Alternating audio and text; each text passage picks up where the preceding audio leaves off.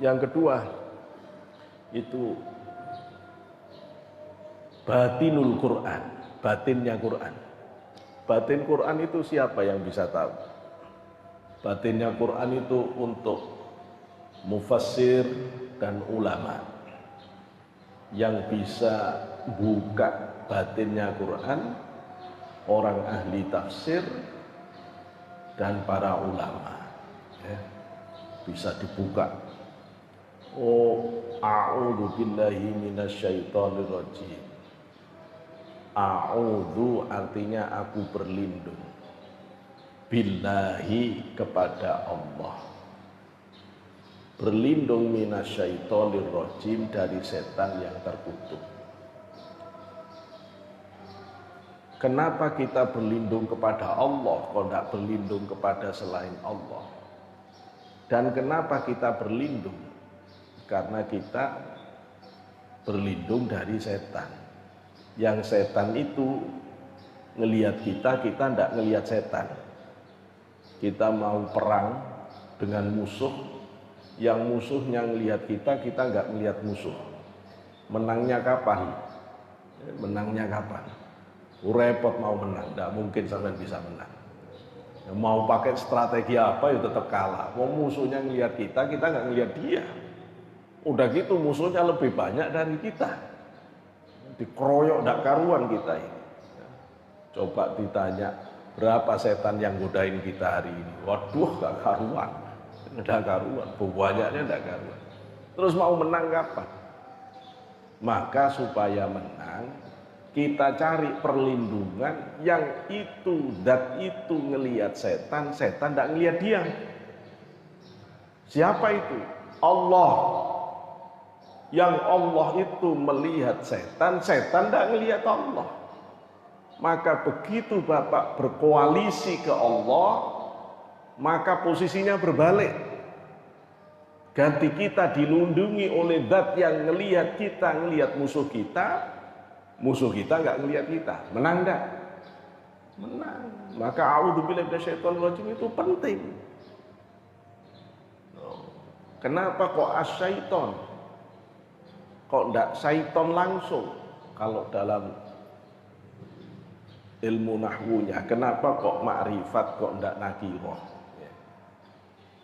Kalau diartikan a'udzubillahi min syaiton, aku berlindung dari setan, setan manapun, pokoknya setan.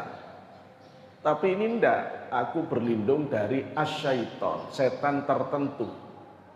Jadi kalau ada Bapak di situ, saya bilang Bapak yang itu namanya ma'rifat. Tapi kalau saya bilang Bapak, ya pokoknya Bapak yang di situlah, semuanya bisa kena. Nah kita waktu minta perlindungan dengan a'udzu itu tidak minta semua setan, tapi kita cuma minta minasyaiton, dari setan tertentu. Setan tertentu.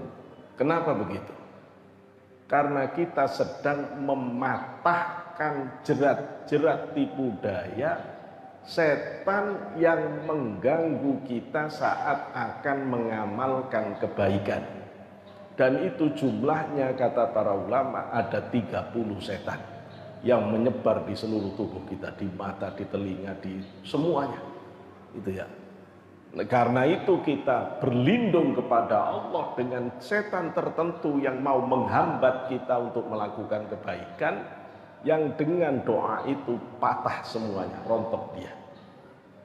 Loh, kita tahu begini nih dari mana? Ulama tafsir. Dari ulama yang bisa nguliti Quran, menjelaskan Quran, itu ulama ahli tafsir. Ya kalau cuma a'udzubillahi minasyaitonir rajim, aku berlindung kepada Allah dari godaan setan yang terkutuk. Ya untuk anak-anak cukup. Untuk anak SMA cukup. Untuk anak S1 sudah mulai gak cukup ini mestinya. Penjelasan ini tidak cukup. Quran itu dahsyat. Ya dahsyat. Asal yang menjelaskan ngerti, bacaannya, tafsirnya bagus, wah Quran itu tidak ada bosen-bosennya. Tidak ada bosen-bosennya. Ya cuma kalau ustadznya cuma modalnya itu Quran terjemahannya kemenak, ya wes ruwet. Mentok-mentok ya di situ diputer-puter. Terus ditafsirkan sendiri. Terus dikarang-karang, wah kacau kalau begitu. Kacau. Itu tidak boleh. Ya. Ulama yang bisa jelaskan. Lebih dalam lagi, had. Had itu apa? Batasan-batasan hukum. Siapa yang bisa mengungkap batasan-batasan hukum di Quran? Ahli hukum, ahli fikih, ahli usul fikih. Tidak semua ulama. Okay? Tidak mesti orang ahli tafsir, belum tentu dia ahli usul. Ya. Nah kita sekarang punya ulama yang dia hafizul Quran, dia hafal Quran, dia ahli tafsir, dia ahli usul. YouTube-nya banyak, Gus Baha. Nah, itu ahli tafsir, itu ahli usul. Makanya seru kalau menjelaskan itu seru. Ya, jadi beliau itu kadang dari tafsirnya, tapi kadang usulnya main juga.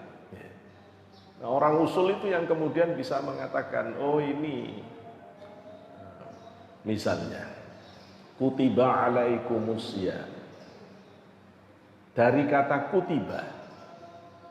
kutiba itu artinya telah ditetapkan, telah dicatat, telah ditetapkan atas kamu puasa. Itu kalau ulama usul langsung mengatakan wajib puasa. Nah itu wajib puasa. Kalau orang bukan ulama usul nggak ngerti. Kok tiba-tiba artinya telah diwajibkan pada kamu puasa? Nggak ada kata wajib kok, nggak wujibah, nggak furido, nggak diwajibkan, nggak begitu kok kalimatnya. Kutiba. Kalau orang baru belajar bahasa Arab terus protes, ini salah ini Quran ini. Padahal kalau kita belajar bahasa Arab itu kataba artinya nulis. Jadi kalau dimajulkan kutiba artinya ditulis. Mestinya ini telah ditulis. Terus ditulis apa? Kutiba alaikumusiyam, telah ditulis atas kamu puasa. Apa ini yang ditulis? Makanya jangan percaya pada orang yang cuma baru bisa bahasa Arab terus sok-sokan bahas Quran. Sesat orang. Sesat, tidak cukup ilmu bahasa Arab tok itu gak cukup untuk buka Quran nih. Banyak orang yang sok sedikit-sedikit Quran, sedikit hadis, tapi modalnya bahasa Arab. Minggir, jangan ikut yang begitu. Bahaya nanti sampai. Ya. Karena kesini sudah ketemu. Enggak. Kalau sudah ditetapkan, itu berarti ditetapkan di Lauhul Mahfuz. Kalau sudah menggunakan kata kutiba, ini dalalahnya wajib. Ini petunjuknya wajib. Itu nanti ilmu usul yang melihat begitu itu. Meskipun ada perintah, belum tentu perintah itu wajib. Nah, kapan perintah itu wajib? Kalau perintah itu diulang-ulang. Nah ini ilmu usul nanti. Nanti al-amru lin nadab atau al-amru lil wujub. Itu nanti ulama usul yang akan melihat. Soalnya kalau nanti semua perintah itu wajib, bingung Bapak. Melihat Quran hadis itu banyak perintah-perintah itu. Fankihu ma tobalakum minan nisa. Fankihu itu amar. Nikahilah oleh kalian semua laki-laki dari perempuan. Masna 2. Ayo diperintah itu oleh Quran. Wasulasa 3. Warub'ais bingung. Ayo. Enggak begitu. Nah begitu, makanya jangan sok-sokan baru bisa bahasa Arab terus mau ndak ikut kiai-kiai, ndak ikut ulama-ulama salaf. Walau rusak semua nanti Quran itu. Hadis itu rusak semua. Kayak orang cuma beli buku kedokteran, 2 dibaca, setelah itu buka praktek. Mati semua nanti pasien itu. Ya, mati semua pasien itu. Ndak segampang itu. Yang bisa tahu ulama usul. Coba begitu yusikumullah fi auladikum lidzakari mislu haddil unsayain. Itu ada kalimat kata aulad. Allah memberikan wasiat fi auladikum pada anak-anak kalian. Kalau orang cuma bisa bahasa Arab, aulad itu apa? Anak. Anak-anak jamak. Mufradnya walad. Walad artinya anak. Terus ditanya oleh orang usul, walad itu afrodnya apa saja? Bingung. Apa afrod? Tidak ada belajar bahasa Arab, habis bab nahwu, tidak ada bab afrod. Belajar sorof sampai habis juga tidak ada afrod. Nanti kalau belajar usul fikih baru ada. Satu kata itu bisa punya kandungan makna yang banyak. Itu namanya afrod. Anak itu bisa anak sebapak seibu, bisa anak sebapak, bisa anak seibu, bisa anak ponaan, bisa anaknya adik, bisa anak tetangga, bisa anak pungut, bisa anak didik. Dalam bahasa Arab itu semua walat. Terus ditanya, ini yang dapat warisan yang mana? Karena kata walat itu bisa meliputi semua tadi, afrod-afrodnya. Terus afrod ini dipilih kemana? Ayo, kalau tidak pintar usul fikihnya. Tidak bisa. Lo untuk menentukan afrod-afrod ini harus kaya hadisnya. Karena itu nanti akan dilihat hadis bicara ini tentang apa, bagaimana ini. Kalau walat ini masih am, masih umum, taksisnya mana? Mana hadis-hadis yang mengkhususkan ini? Oh, nanti ketemu kalau anak bunuh bapaknya, orang tuanya, dia tidak dapat warisan. Berarti ini tidak. Yang tidak punya pertalian darah berarti dia nggak dapat. Oh, berarti tidak. Berarti yang ada pertalian darah. Terus itu ada penjelasan nanti. Yang keluar dari Islam, maka dia tidak mewarisi, tidak saling mewarisi. Oh, ini tidak. Ketemu nanti. Jadi kemudian kata walat ini tertentu. Innamas shadaqatu lil fuqara wal masakin. Di situ katanya sedekah. Sedekah itu hanya untuk orang fakir miskin. Tapi ini maknanya bukan sedekah, zakat. Bagaimana? Bahasa Qur'annya innamas shadaqatu artinya zakat. Ini ulama ahli ahli hukum yang ngerti. Karena itu daripada sampean sendiri mau ngorek-ngorek Quran hadis, ilmunya ndak seberapa, wis ikut ulama fikih. Udah tinggal mateng, tinggal ngemplok makan daripada ruwet kayak ngerti-ngerti gitu loh ya. Maka ulama yang paham pasti terus ikut fikih. Kurang pinter apa Imam Bukhari? Hadis di luar kepala 600.000 dengan sanadnya. Beliau tidak buat aturan sholat sendiri. Sholat menurut hadis-hadis yang saya pelajari. Enggak. Kok ada orang ngaji hadis Sahih Bukhari terus bentuk aturan sholat sendiri. Padahal Imam Bukharinya sendiri kalau sudah mau sholat, dia ikut Imam Syafi'i. Karena dia sadar dia cuma ahli hadis, tidak ahli usul fikih. Soal mengeluarkan hukum itu ilmunya beda. Karena itu Imam Bukhari Asy-Syafi'i. Karena itu Imam Muslim Asy-Syafi'i.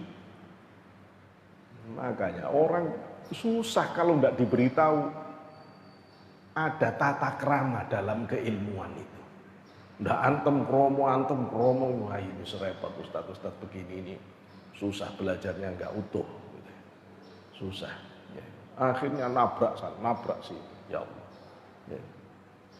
Yang terakhir itu mubtali, itu sesuatu yang memancar dari Quran. Itu tidak bisa diketahui kecuali ahli hakikat. Ya, ahli hakikat, ya, ahli hakikat. Ahli hakikat yang nanti ngerti. Oh, ternyata Fatihah itu bisa menjadi obat. Dulu ada sahabat sakit, terus air dibacain Fatihah, diminumkan. Dipanggil oleh Rasulullah. Kok kamu ngerti kalau Fatihah itu bisa jadi obat? Terus dia bilang, "Nggih Rasul gini." Oh ya betul. Nah, ini orang yang sudah kebuka hakikatnya Quran, dia tahu rahasia-rahasia Quran itu. Dia tahu. Ya, kalau misalnya ngadepin orang jahat, itu orang-orang yang alim tahu. Dia pakai ayat Quran. Kaf ya ain shad ha mim ain sin qaf. Itu punya kekuatan dahsyat menangkal kejahatan orang-orang jahat. Lu yang tahu begini nih, Ini orang-orang yang ma'rifat, orang-orang yang ahli hakikat. Jadi Quran itu memang memiliki 4 level. Itu loh. Bukan terus itu klenik itu. Loh, kok klenik gimana? Gitu loh ya. Sampean belum kelasnya di situ tidak paham. Itu tidak paham, jadi tidak bisa menggunakan. Pada orang yang sudah sampai ke titik itu dia bisa. Bisa. Tamassak bi kitabillah, pegang teguh Quran. Ya, pegang teguh Quran. Ngajilah, ya, biasakan terus ngaji. Yang kedua, al-iqtida bi sayyidina Rasulillah Muhammad sallallahu alaihi wasallam. Ya, terus meneladani junjungan kita Nabi besar Muhammad sallallahu alaihi wasallam. Terus ikut Rasulullah. Ya. Bagaimana mau meneladani Rasulullah? Wong kita ndak ngerti kok sejarahnya Rasulullah. Wong males kok baca sejarah Rasulullah. Ayo jangan malas. Baca-baca saja meskipun kelihatannya santai, nggak ada gunanya. Kayaknya cuma baca-baca buku cerita tentang Rasulullah, biografi Rasulullah. Bacain saja, baca saja. Nanti begitu sampean mau marah, sampean ingat ketika Rasulullah itu misalnya senyum ke istrinya, ketika Rasulullah itu sholat dinaiki oleh cucunya, Rasul tahan sholatnya karena tidak kepingin cucunya yang sedang main ini terganggu. Sampean jadi terus, mosok aku mau marah, nabiku begitu. Itu. Jadi taunya kita tentang sejarah Rasulullah, kehidupan Rasulullah itu pada akhirnya nanti akan menjadi cermin yang kemudian membuat kita menjadi aku pingin seperti itu, aku pingin seperti itu, dan seterusnya. Ya. Iktidak bisa yidina Rasulullah, ikut Rasulullah. Ikut Rasulullah itu wajib dua-duanya. Ikut dohir, ikut batin. Ikut Rasulullah dohir, ikut cara sholatnya, cara zikirnya, cara puasanya, cara zakatnya, cara hajinya, kita ikut Rasulullah. Ikut batin, ikut khusyuk. Ikut belajar khusyuknya, belajar sabarnya, itu ikut Rasulullah. Ikut Rasulullah. Ya, jangan cuma ikut dohirnya. Kalau cuma ikut dohirnya saja nanti sampai itu niru pendekar cuma ikut bajunya. Oh, beli pakai udeng, nanti beli pedang pakai pedang, pakaian hitam beli pakaian hitam. Tapi silat tidak ada jurusnya, tidak ada yang dikuasai. Nanti tambah malu-maluin sampean. Gitu ya, malu-maluin. Jadi harus dipakai dua-duanya, zahir batin. Kemudian aklul halal, makan yang halal. Tadi sudah dijelaskan. Ya. Yang ketiga, ijtinabul ma'asi, tinggalkan semua maksiat. Ya. Jauhi maksiat. Jauhi maksiat. Yang keempat, 5 at-taubah. Yang kelima tobat. Taubatan nasuha. Ya, taubatan nasuha, tobat yang benar-benar. Ya, tidak boleh main-main tobatnya, yang benar-benar tobat. Ya, yang benar-benar tobat.